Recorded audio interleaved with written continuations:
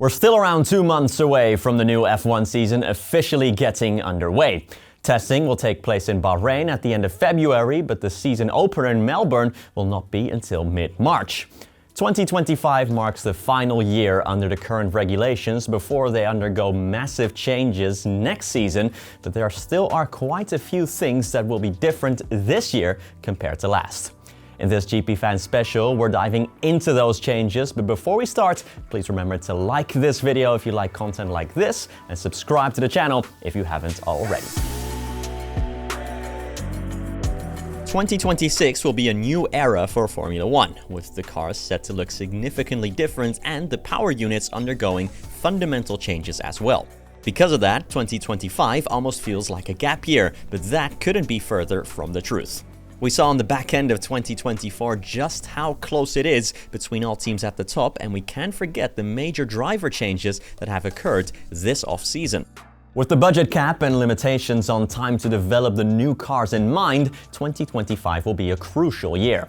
From January 1st, teams have been allowed to start working on the 2026 challengers, including Cadillac, who will be the new 11th team on the grid next year. Just like last place kicks Sauber in the constructors' standings, Cadillac will get 115% of time allocation in the wind tunnel, which translates into about 368 runs. Championship winners McLaren, for comparison, gets 70% of time in the wind tunnel in the first half of the year, which means they'll only have 224 runs. Another change is the increase of the minimum weight of the cars, albeit a small one. The FIA have implemented this in an effort to improve driver safety as well as making it a more even playing field across the grid. Minimum weight of the drivers has been upped from 80 to 82 kilograms, which also translates into the car's minimum weight going from 798 to 800 kilograms. While those 2 kgs might not seem like much, it can make a big difference for the taller and heavier drivers on the grid. For example, George Russell was stripped of his Belgian Grand Prix win and disqualified from the race in 2024 for being too light. Apart from that, it is now mandatory for teams to install a cooling system in the car if circuits get too warm. Formula 1 now travels to more countries with tropical or desert-like climates, and high-temperature races are becoming more frequent. Because of this, the FIA have decided that when temperatures exceed 30.5 Celsius or 87 degrees Fahrenheit, cars have to be fitted with a cooling system. This ups the minimum weight by another 5 kilograms, but this will assure driver safety. Scenarios like the 2023 Qatar Grand Prix, when Logan Sargent retired from the race due to intense dehydration and heat exposure, should hopefully be a thing of the past. The drag reduction system, or DRS, will be scrapped entirely in 2026, but there will be some changes to it as well in its swan song year. The slot gap, which was 10 to 15 millimeters, has been reduced to 9.4 to 13 millimeters, which might not seem like much, but will make quite an impact.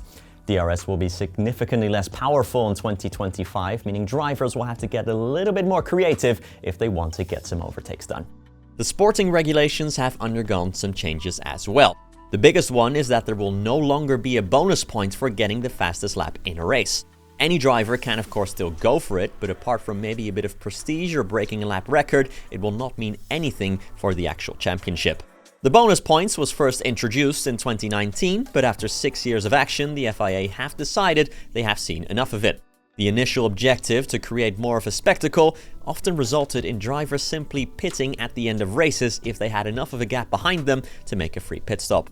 The FIA have also given junior drivers more of a platform.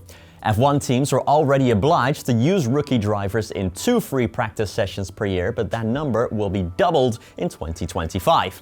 Every team has to use a rookie driver, so a driver who has less than 2 Grand Prix worth of experience in 4 different practice sessions. This way, youngsters have more opportunity to get used to F1 machinery, while the teams can gauge their academy prospects a little bit better. In a bid to cut costs, F1 has limited the number of days each team is allowed to test. Teams will only be allowed to test for 20 days in cars from the previous 2 seasons, the so-called TPC, or testing of previous cars. Additionally, active F1 drivers are not allowed more than 4 days of testing and can only do 1,000 kilometers worth of testing. That translates to about 170 laps around Silverstone. Another rule is that any test at a current F1 circuit is also not allowed within 60 days of the race there to prevent teams from getting too much of an advantage out of a test. Finally, there's been an important change to decide the grid order should qualifying not go ahead. In Brazil in 2024, of course, there was a realistic chance of qualifying being cancelled because of the persistent and heavy rain, although it did finally go ahead. Should it have been cancelled, the grid order would have been determined based on results from the most relevant free practice session. This will no longer be the case. From now on, if qualifying is ever cancelled, the grid order will be based on the championship standings at that time. If there are no standings, which can only happen at the season opening race, stewards will have the freedom to determine the grid order themselves. It is important to note that the FIA don't just change regulations on their own. The F1 Commission, which includes representatives from the teams, meets 3 times a season to discuss potential rule changes, and these changes then have to be approved by the World Motorsport Council before the FIA can implement them. Well, that has been quite the information download, so we hope you're now fully up to speed on the rule changes for 2025. Which one of these changes do you like and which one not so much? Let us know in the comments down below as always, and I'll see you in the next video. Thank you very much for watching.